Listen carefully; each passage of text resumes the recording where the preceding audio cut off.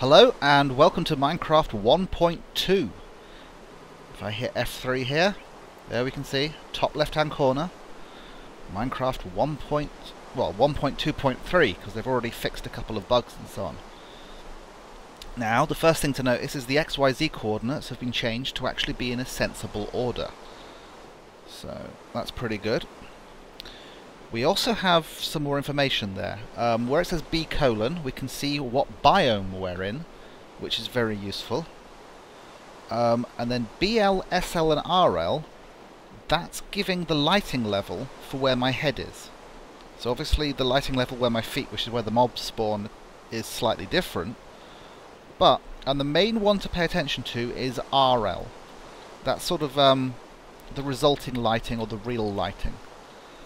BL is the amount of lighting it's getting from a block, in this case that torch,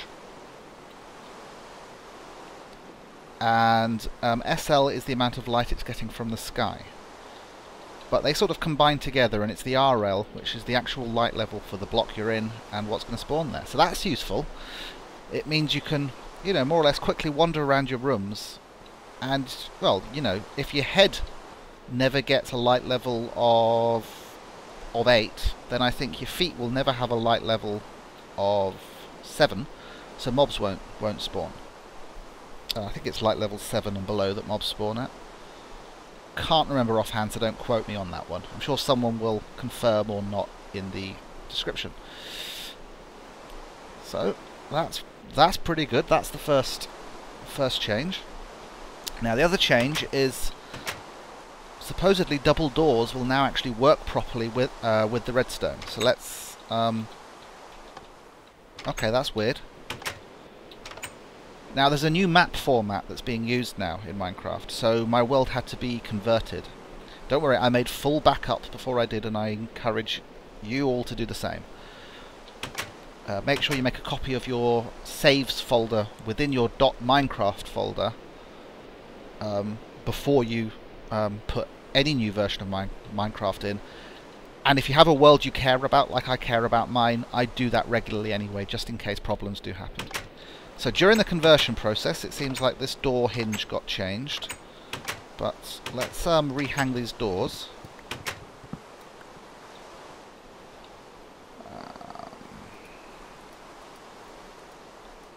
Won't stack. So. And so. So apparently now these will... Okay. I was expecting both of them to open. Let's make another pressure plate. Because what used to happen is you'd put that second pressure plate down next to the second door and it would remain permanently open all the time. So I'm hoping that that is now fixed.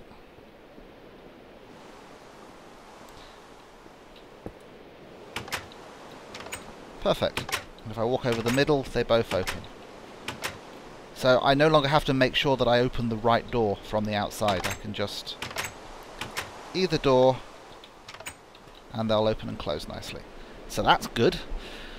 There's been a new biome added, jungles, but I'm not sure yet whether or not I'm going to get jungles in this world without hacking a DAT file to be the new version. I'm hoping that seeing as biomes are now being saved as a separate file to the actual shape of the map, that they've been able to include jungle biomes without messing up existing worlds, and it should just automatically be there.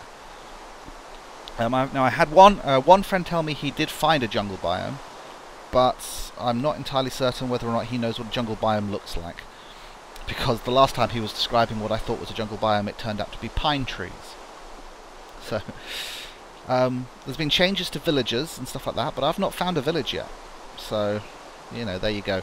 Zombies can now break down wooden doors, so I might think about replacing these doors with an iron door. That, of course, means I'll need to put a button on the outside, but that isn't too great a hardship. You can place stairs and slabs upside down. So, one of the things I want to do is make some... Oh, there was some in there. Make some stone brick stairs.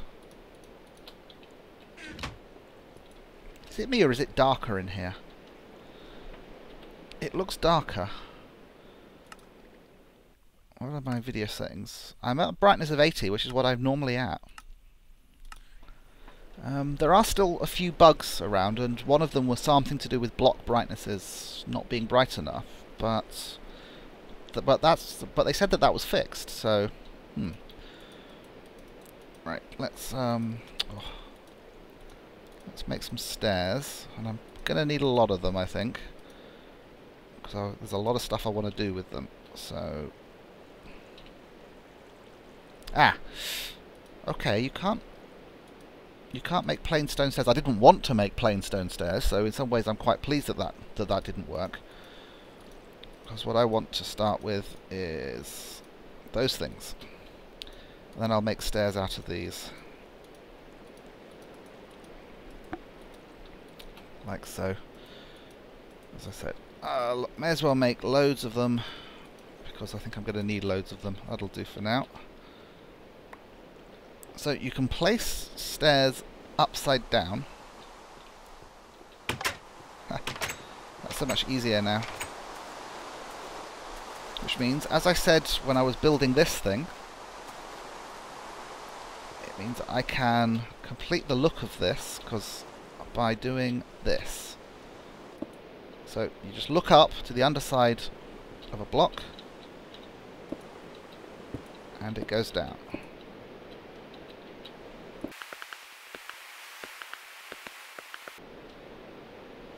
Okay, I want some slabs. This will let me demonstrate another change. Now, it used to be that when you put down 3 blocks to make a slab, you only got 3 slabs. Now you get 6, which means, seeing as a slab is half a block, it means, you know, it's sort of like giving you a full complement on them now.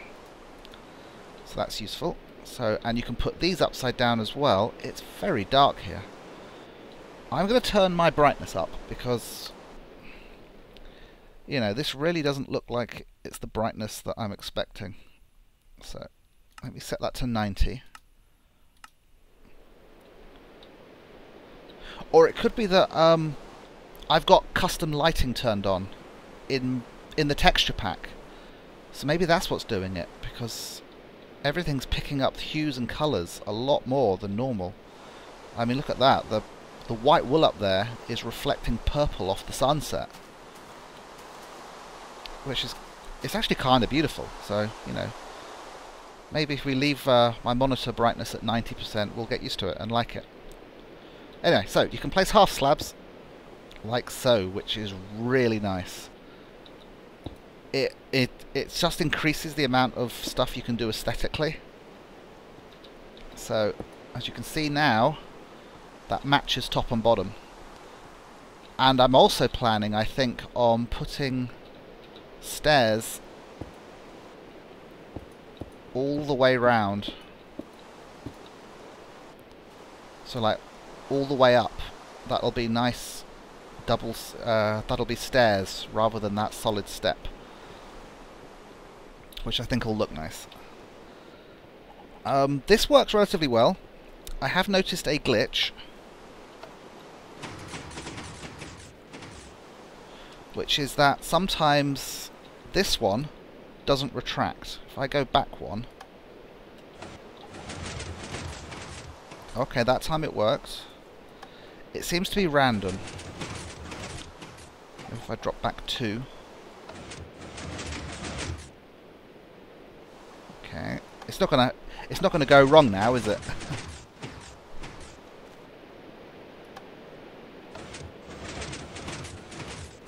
Okay, it's working now. Because one thing I tried to do is I tweaked it slightly, so it works for the lower ones, which is that if I get rid of most of them so you can see this a bit clearer. Hang on, I need something slightly higher than that. But if you notice there, that rear lower one never dropped down. Whereas the upper ones retract and then pop back if they're wanted. Now, I did that on the lower ones, by adding... Oh, I've forgotten to leave a way through there. I'll have a look on this side.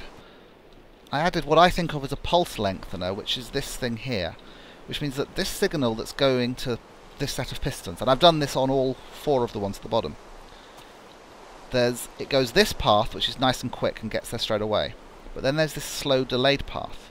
So when I switch settings, the signal stops and this line cuts, but there's still power on this line for a couple of seconds. And so if this set of pistons gets a fresh set of power on the new setting, it never drops down. And that seems to work absolutely fine for these lower ones. But if I head up top, it didn't work for these ones. Essentially, they were all glitching out. And I think it's to do with the fact that, let's say this set and this set are powered, and then I switch to a setting where this set no longer gets power. But with that delay circuit thing in place, this set never actually turns off, if you see what I mean. You know, by the time the power from the new setting comes in, the delay circuit means these have never retracted. And it means that the piston underneath here never retracts, the piston underneath here never retracts, and for the side ones I was getting a similar issue, which was if the one here at the back never depowered, that one wouldn't retract. And it must be something to do with the fact that I'm feeding power into a block above a piston here, whereas down below I'm feeding power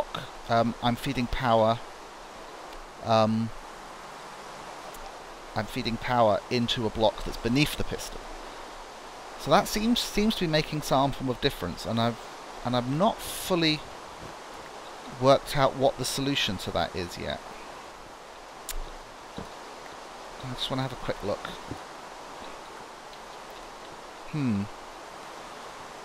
Do I have a solution now that I've got that stair in place? Could I be feeding the power direct? You cannot place redstone, or you cannot replace a repeater on an upside down stair. You can, however, place a torch, which is interesting. Maybe that's a glitch and they'll fix it. Because then I would be feeding power direct to the pistons, and maybe I'd be able to add the delay circuit to the roof as well, and it would work. So let's just put this back as it was. So that's what's going on with this. I'm going to cover the redstone at the top of here by putting blocks at this level, just across. I'm thinking of making it just solid glowstone, because that way when you look down at this thing from the top of that tower, there'll be like this sort of upside down pyramid channeling the power of the universe down to my enchanting table. So to have like the top of it glowing with the glowstone might look good. I mean, that was my inspiration behind this sort of upside down pyramid view, which you can see best from the front, is that I see this thing as like a giant magical energy collector that's focusing energy down and concentrates it onto my enchanting table.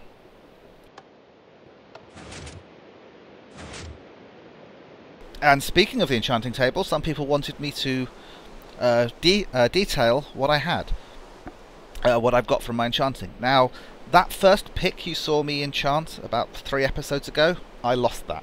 I was down doing some strip mining, and I got covered in, well, I got suffocated by gravel and burned by lava at the same time, so I just lost everything I was carrying. But luckily, with these new tools, I was able to replace all the diamond almost, really, really quickly. So let's start with the armor. Now, for the armor, I put about a levels 15 to 20 enchantment on some iron armor. So on the chest plate, I've got protection 4, well, projectile protection 4. So Skeletons with their arrows don't worry me anymore. For the iron leggings, I've got fire protection 2. Now, I've not tested that yet. I think it means I might be able to survive in lava for longer. I don't think it makes me immune. I think you need a potion for that. But, you know, it'll be better than nothing. And projectile protection 2 on the iron boots as well. So I'm really not worried about arrows. Now, for the sword, again, I put just like a 15 to 20 level enchantment on it. And I got fire aspect 1, which is what I think I had on my last steel sword.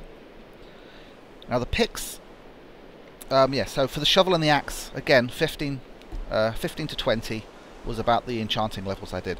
I was doing that because I can get to about 20 levels from the cave spider spawner in about 5 or 10 minutes.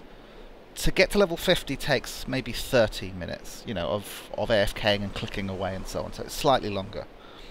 But the shovel, I've got Unbreaking 2 and Efficiency 2, so that's just nice and quick and will last a long time. And for the diamond axe, I've got Efficiency 2, so I can chop through wood nice and quickly.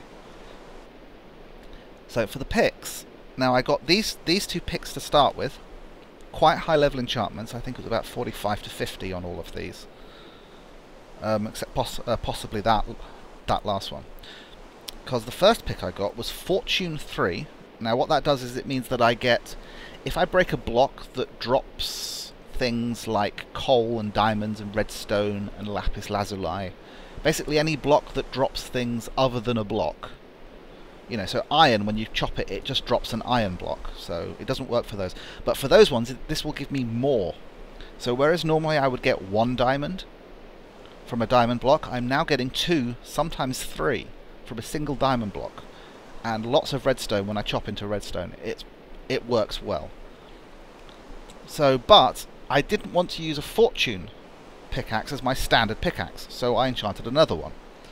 And that's when I got Silk Touch. Now this lets me pick up blocks you cannot normally pick up. So to demonstrate this, if I go to my storage room, using Silk Touch, I was able to put a diamond block underneath where my diamond chests are, and redstone blocks in my underneath my redstone chest. And I can do that for anything if I want. I could have a coal block and have a coal bin, and so on. It also means using Silk Touch, I can pick up a glass block without... What? What? That's the whole point of Silk Touch. You can pick up glass blocks. Wow. Did that really not... Silk Touch 1.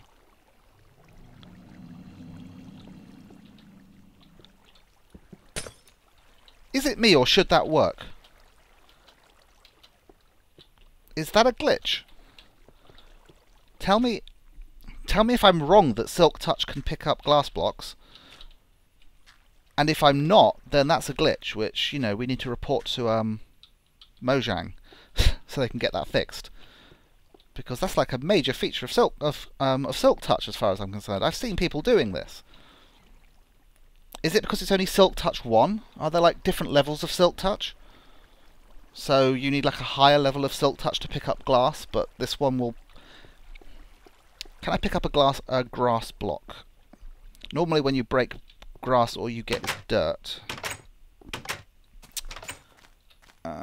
Let's try grab you. Okay. I think I'm wrong, yeah. I think maybe there are different levels to Silk Touch.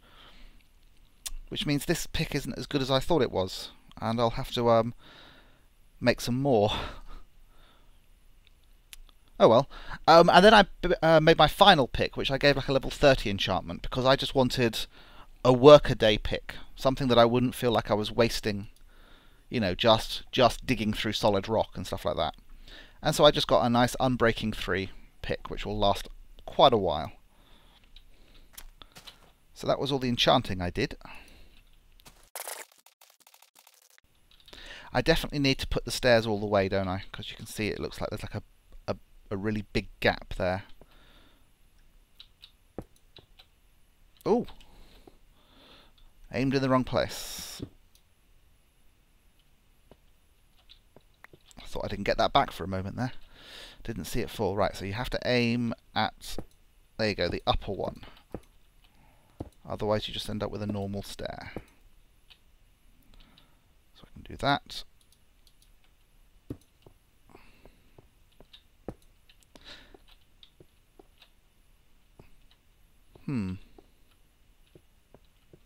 Okay, the corner one's just looking a bit weird because I haven't put those ones in. Whereas on that side I have. So yeah, so I think that's going to look really good. I'm not sure whether I'm going to put stairs on the upper side of it. If I climb to the top of my tower and show you.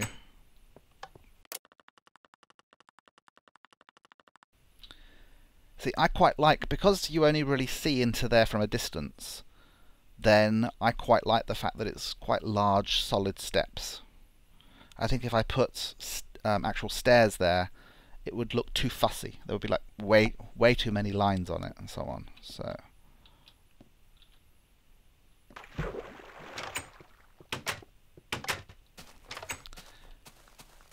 now my plan for the rest of the room is, I think I want to keep that thing floating. It is, after all, you know, meant to be magic. So I'm not going to build up side walls or that. I want it nice and visible.